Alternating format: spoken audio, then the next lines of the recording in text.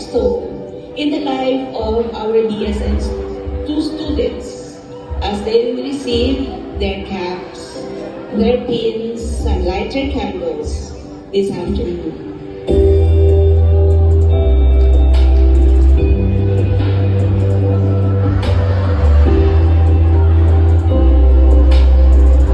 We gather today to witness and celebrate the dedication, resilience, and passion that you, our BSN2 students, have demonstrated on your educational journey as nursing students.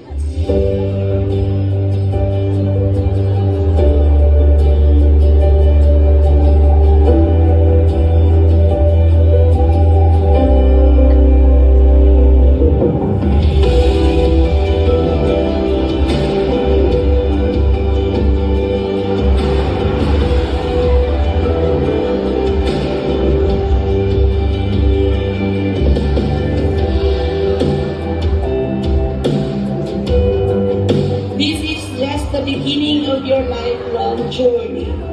Always remember why you take up nursing. Likewise, look beyond graduation and licensure exam. Make yourselves better every day and stay focused for you to reach your goals.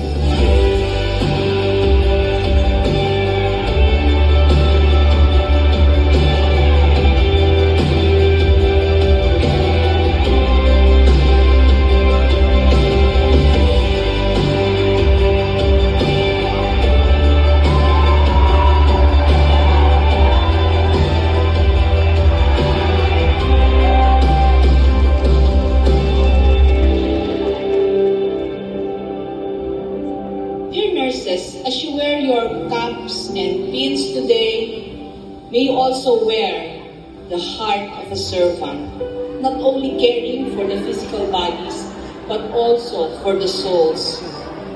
Let your gentle touch and kind words reflect the love of the great healer, Jesus Christ.